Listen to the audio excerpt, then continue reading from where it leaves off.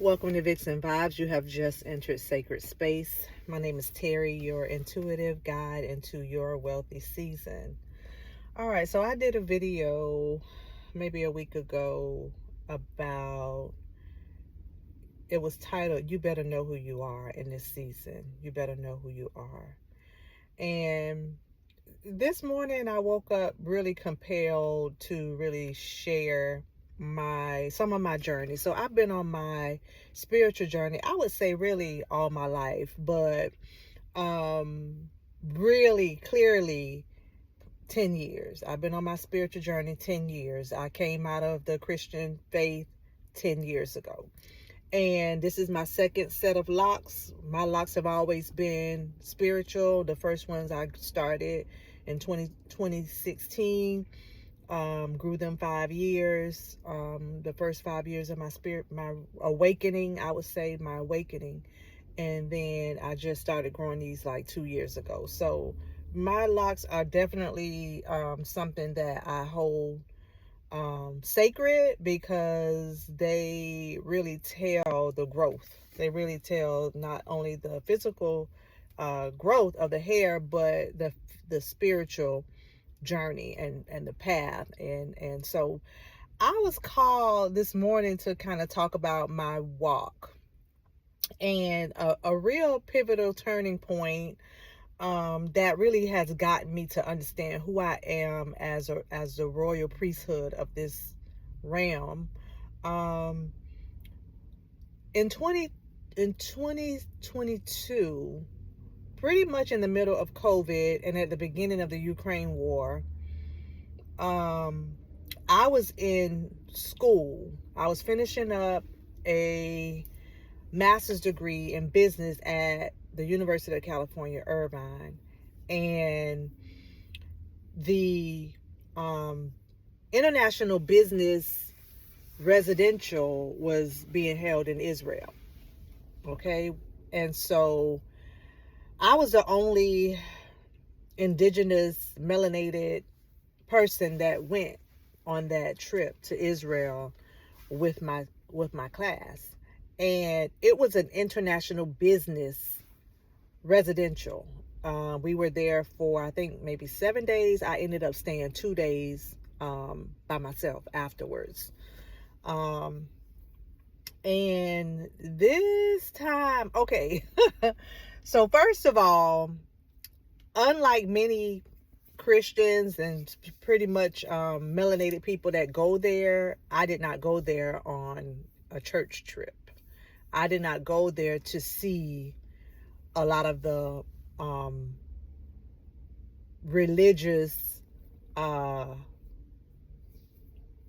theme parks or whatever you want to call it. You know, the Bethlehem and Jerusalem and although I did go to see that stuff, my purpose of going was international business, okay, and learning the entrepreneurial structure of Israel, pretty much Tel Aviv. But we were pretty much everywhere around Israel. We did go and see a lot of the sites, the Dead Sea, the castles and Gaza. We did all of that in between our trips to Microsoft, our trips to the so-called MIT of Israel, and we toured their whole entrepreneurial scene. A lot of the Waze was created, the directional app that highlights where a police may be on the side of the road, or there may be a car on the side of the road, and you actually put in your location. You get directions. That app was created by a startup in Israel, multi-billion dollar brand. So we were over there. Hence, we were over there for international business. Okay. Now, before I left, right before our trip was due, it was time for me to catch my flight. And at this moment, at this time, I was in Orange County, California. And that's something else. Let me just pause right there. So all my life, I have been detoured, and taken like off my, like what I thought was going to happen. The Most High always changes it. So hence, as a little girl, and that's why I know who I am, and I know that I've been called to a royal bloodline. I've been called through it, because as a little girl, my mom always said, as she always says now, that as a little girl, I always had fine taste. I always, like, she would give us $300 a piece to go school shopping, and I would come back home with like 5 items, 4 or 5 expensive ass items to last me pretty much the whole year. I would come back with just like a few exquisite, decked out pieces, and then the rest of the year I got to wear my old stuff. But anyway, that growing up, I was always taken, like I was initially brought up in like an all black or black, they call them black, melanated school in junior high. And I was one of the chosen to go to the college prep school that was all whites and foreign exchange students. Okay. And then even I'm a registered nurse by trade, with an MBA. I'm a registered nurse by trade, but when I was in nursing school, I was amongst mostly majority white and with a handful of black people in the entire program. And then when I went to California, I was originally going out there for a travel job. My husband had work out there, and so I took a travel role out there. My first assignment was, hold on, guys. So as I was saying, my first nursing contract was supposed to be in Victorville, California. And if anybody knows, just Google it. It's desert land. It is they talk about a lot of drug addicts, a lot of drug abuse, drug addiction. It's nothing there. No, but it's like an hour and 45 minutes away from LA. So that's the reason why I took the role. Well, come to find out, maybe like a week, maybe 2 weeks into me relocating there, I got a call that my contract was canceled. I wasn't going there. And I had already put a half deposit on the place and everything that I was going to be living at. And yeah, I got a call that it was canceled. The same day that I got a call that it was canceled, I got another call that I was assigned to a hospital in Mission Viejo, California, which is 10 minutes away from Laguna Beach, Orange County, California, the most beautiful place in the world.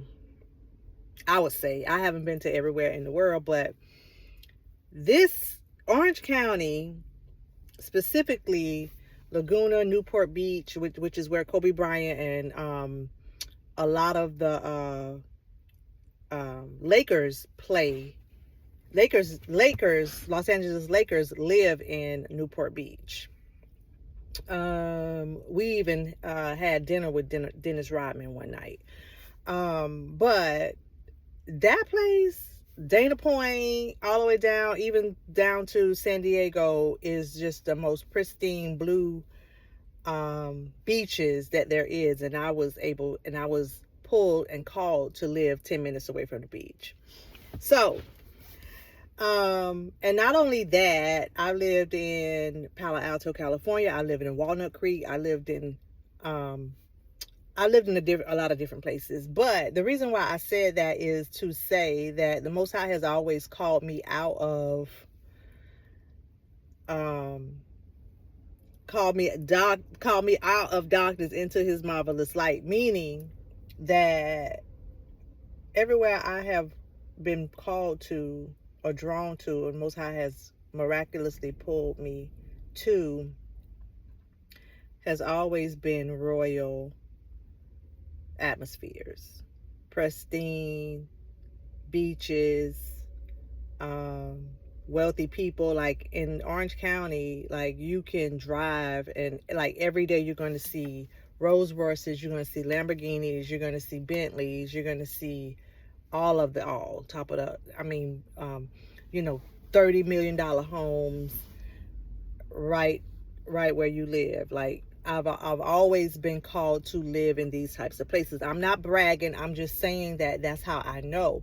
But anyway, back to the story of when I went to Israel. So so I'm getting ready to catch my flight and the flights are canceled. So the flights are canceled. There's a snowstorm in Istanbul, Turkey, where my flight was supposed to where that was supposed to be my connecting flight. A snowstorm. All the flights were canceled. I mean, everything was canceled. All right, this is where it gets real. So at this time, I was doing some heavy fasting and really eating clean. And my spiritual team led me to go into the higher realms, go into the heavens of heavens, and talk to the creations that rule and control the weather. All right, that's another story. I have details of how these beings looked. Very ferocious, very like ice monsters, okay?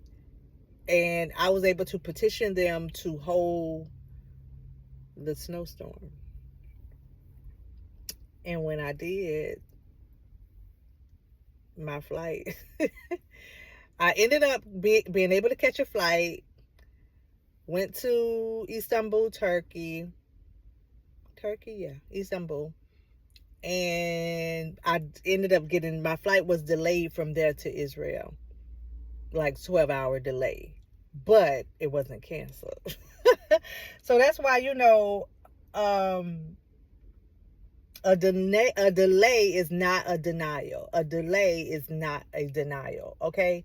So anyway, I go to Israel, meet my class members there. They had been there a day already because my flight was delayed 12 hours. It was canceled in LA at LAX. It was canceled. But then I ended up getting a later flight over there. But then when I got to Istanbul, I had a 12-hour delay, which that airport has every top of the line store in it. And it's like a big mall. So actually I had a nice time in Istanbul. Okay, so anyway, I get to Israel, not understanding that when I get there, we're in the middle of the Feast of Purim. Okay, and if anybody knows the story of Queen Esther, that's the feast that they celebrate when Hadassah became Queen Esther, and she was called as the queen for the time to save the Most High's people, the Hebrews, the Israelites, from being killed. Okay, I've always been drawn to Queen Esther, specifically by her real name, Hadassah. I've always been drawn to that. So when I got there, not knowing that we're like in the middle of the Feast of Purim, the Most High gave me a lot of revelations. I was being waking up in the middle of the night, 5 o'clock. Every time I woke up, the clock said some version of 555. Either it was 5:55 or 3 something. It always was like 5, like there's a shift, there's a change, like your life is about to drastically change. And the downloads were about his chosen people, about the Most High's chosen people, about the melanated man, woman, and child, about the atrocities that have been committed against us by the nations, and the fact that I'm in Israel at the time of Feast of Purim, and I'm looking at how these people celebrate the Feast of Purim, which is supposed to be a sacred holy day, okay? A sacred holy day that they're clearly like is not real. Is not real, right?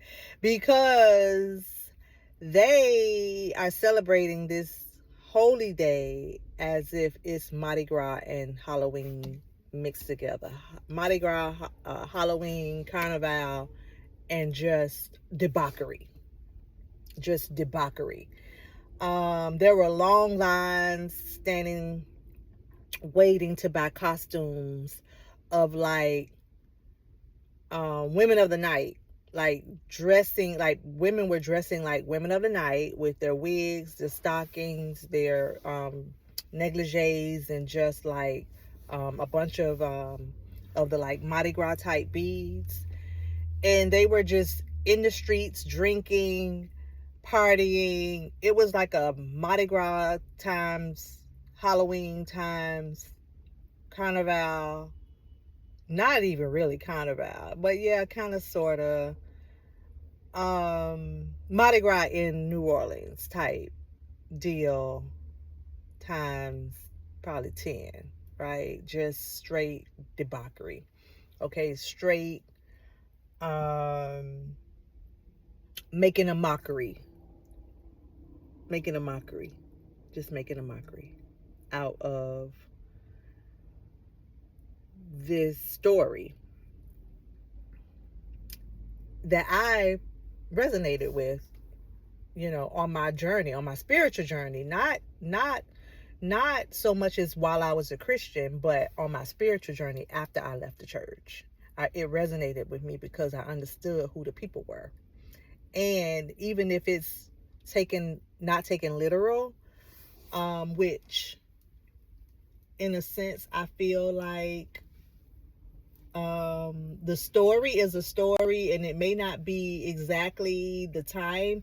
I don't know. That's a whole nother discussion. But this is what I saw. And even like when we went to Jerusalem, the people there were clearly disconnected with the ancient people that the stories talk about. You know, the selling, like it's really just a theme park. It's really just a theme park of what ancient times were back then. It's a theme park to get money. Even so much as Egypt over there is a theme park of the real Egypt over here. Okay, in South America, in Mexico, in North America, that stuff over there was created, and it's a theme park for the true ancient world. Okay, do your homework. Anyway, I said that to say, when I went, so usually the tomb of Jesus or Yeshua, you can barely get in it. I've heard, like, you can barely get to it because the line is excruciatingly long, like too long for you to even say, man, I ain't getting in that line. I ain't fixing to spend hours to get in this line, to stand in this line to see this tomb. Well, because it was COVID and it was the war on Ukraine had just started, there was barely anybody there. So I was able to get right there and get in. And the tomb, you have to climb, you have to get on your hands and knees and climb into the tomb. And when I got in the tomb, there were candles, there were pictures, there was a cross, and there were the pictures was of a melanated man with locks.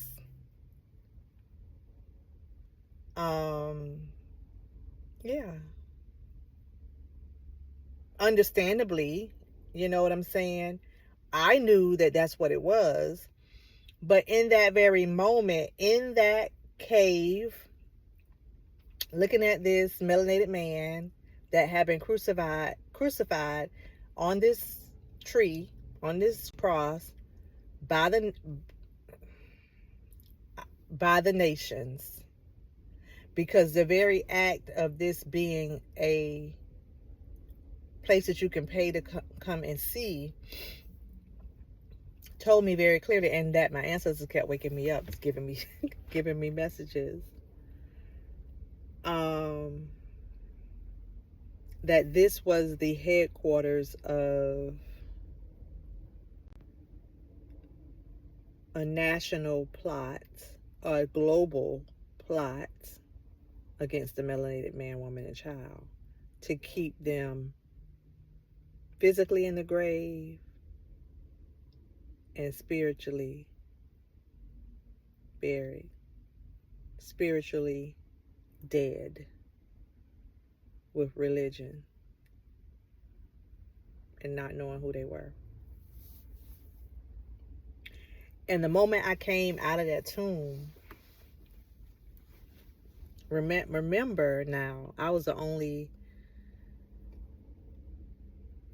black person in my group of about 50, and or maybe 30 to 50 people. And when I came out of there, all of the nations that were in my group, which were European, white, Asian, Pacific Islanders, Indian, yeah, all of that,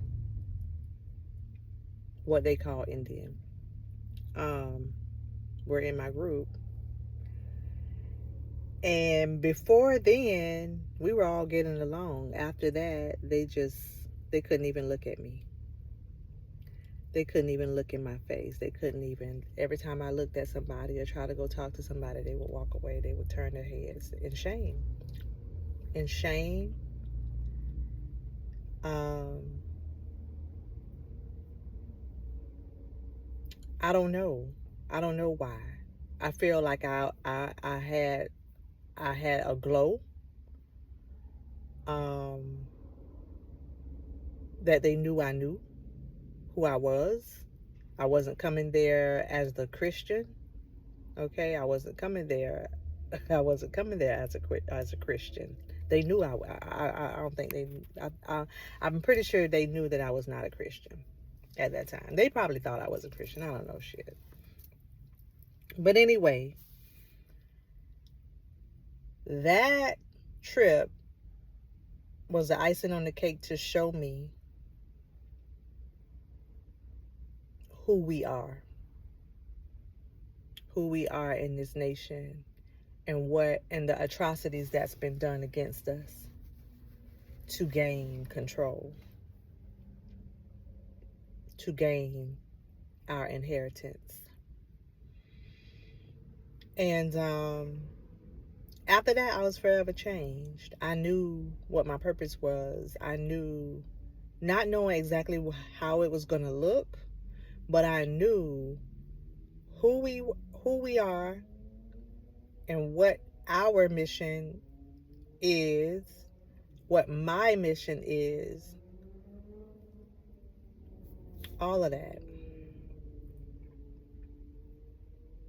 And that I'm not to submit to the powers that were and their constructs. That throughout my walk, throughout my life, I've always been called out, set apart, set aside.